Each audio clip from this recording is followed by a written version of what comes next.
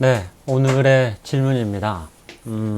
마을교육 공동체에서 자란 아이들이 우리 사회의 주류가 될 수 있을까요? 라는 질문인데요.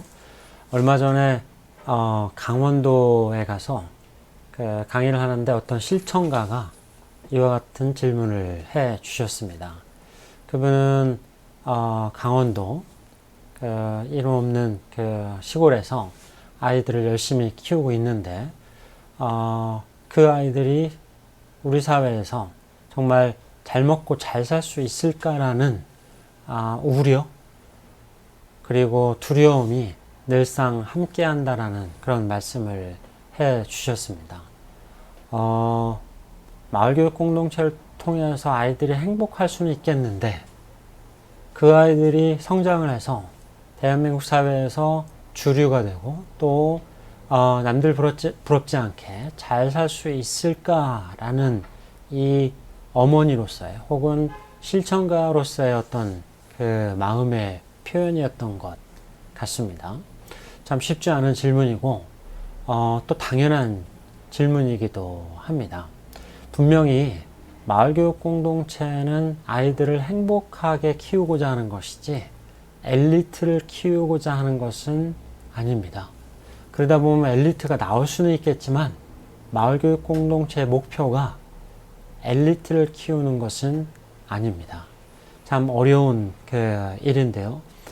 엄연한 현실은 현재 한국 사회에서 행복하게 산다는 것이 잘 사는 것이라는 이 등식이 성립되지 않은 현실은 우리가 직시를 해야 될 것 같습니다.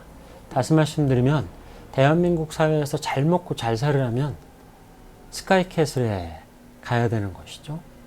마을교육 공동체는 스카이캐슬에 가는 아이들을 위해서 교육적 실천을 하자는 것은 분명 아닙니다.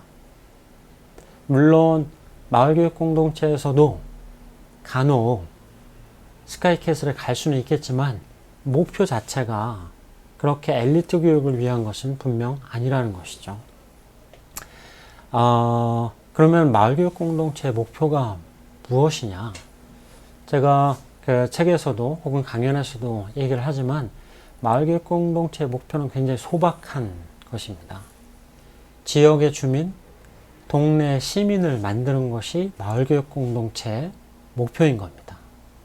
그런데 동네 주민 혹은 마을의 주민이 대한민국의 주류이면 좋겠는데 그렇지 않다 하더라도 마을교육 공동체의 목표가 대한민국 사회의 주류를 키워내는 것이 될 수는 없다는 게 제 생각입니다.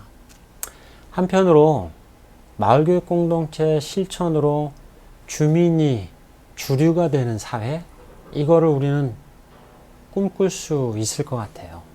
그리고 그것을 실천하기 위해서 우리가 마을에서 혹은 지역에서 이런 공동체 사업을 혹은 교육 운동을 하고 있다라는 일종의 희망을 가지고는 있습니다. 하지만 이 희망이 지역에서 실천하는 분들에게 종종 실패와 또 어떤 좌절로 이렇게 다가오는 일들이 많이 있다는 것은 알고 있습니다. 그런데 이 실패와 좌절이 없이는 또 희망이 결실이 되는 그러한 필연적 우연의 과정, 이런 것도 없을 거라는 생각이 듭니다. 그분들께 무한정의 그런 희생과 그 다음에 좌절을 제가 말씀드리기는 참 어렵지만 그래도 여러분들이 하는 활동을 통해서 혹은 지역에서의 실천을 통해서 한국 사회가 조금씩 그리고 한국의 교육이 조금씩 바뀌어 나간다고 하는 이 사실을 우리는 오히려 주류가 되는 어떤 그런 기대보다도 더 큰 희망으로 믿어 나가야 되지 않을까라는 생각을 하게 됩니다.